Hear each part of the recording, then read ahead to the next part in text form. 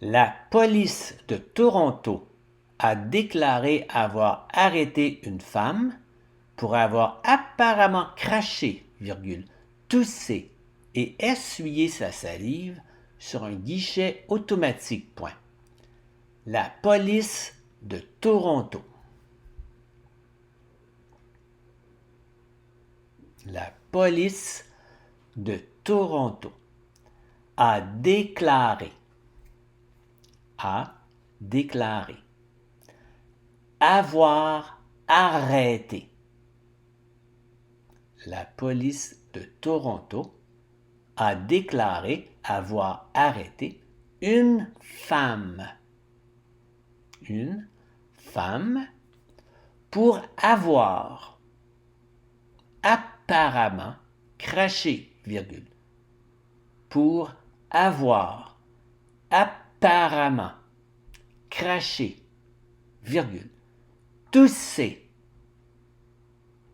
et essuyé sa salive,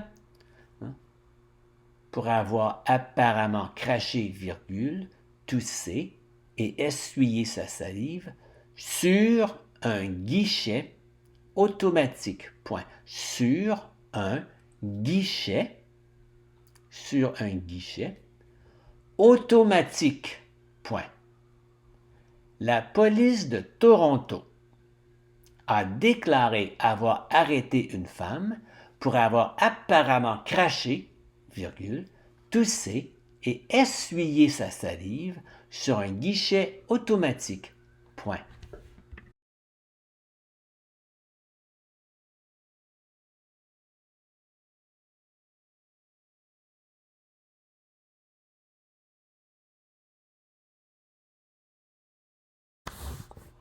Crainte des anglophones. Legault cible de Gazette. Québec. François Legault affirme que le journal montréalais de Gazette a une certaine responsabilité pour les craintes possiblement plus élevées des anglophones envers le plan de déconfinement de son gouvernement. Au point de presse de 13h mercredi, le premier ministre du Québec a offert cette réponse surprenante à un journaliste de CTV qui lui demandait pourquoi un récent sondage de la firme Léger suggérait que les non-francophones sont plus inquiets que les francophones concernant le déconfinement. Je pense que les journalistes, vous avez une responsabilité. J'aime lire un certain journaliste du journal de Gazette, le spécialiste en santé Aaron Derfield. Parfois, je suis vraiment en désaccord avec lui. C'est une question d'information, a dit M. Legault. J'essaie de faire de mon mieux en français et en anglais. Alors, je ne comprends pas pourquoi les résultats sont différents pour les francophones et les anglophones. J'imagine peut-être que De Gazette a une certaine responsabilité dans tout cela, a ajouté le premier ministre.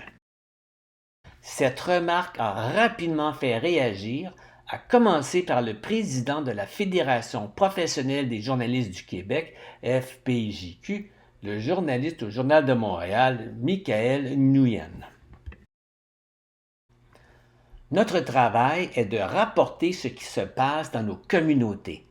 Si des sondages démontrent que les anglophones sont plus inquiets concernant la COVID-19, des gestes doivent être pris pour les rassurer, plutôt que de blâmer les médias anglophones, contrairement à ce que le premier ministre Legault a fait aujourd'hui, a-t-il écrit sur Twitter.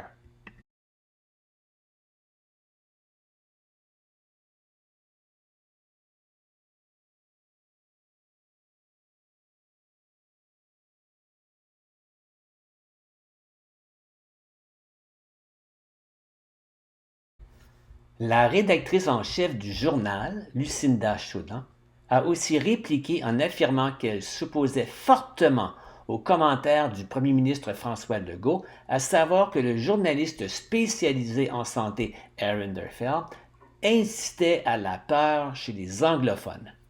Le journaliste couvre des enjeux qui concernent tous les Québécois, peu importe la langue qu'ils parlent.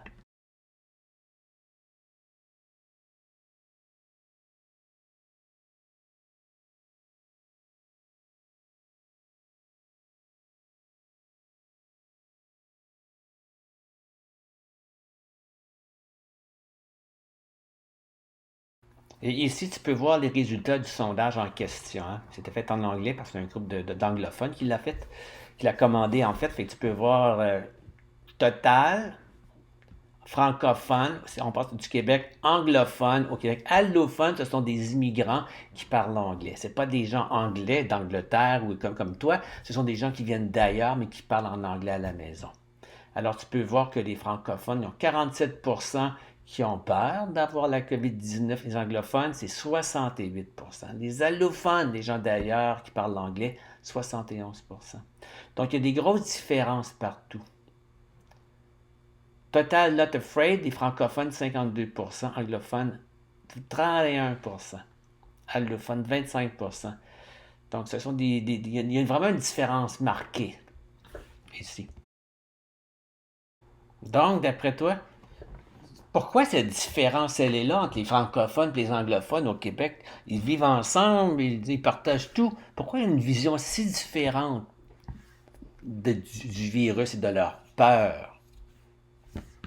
Ils supportent ce que tu dis.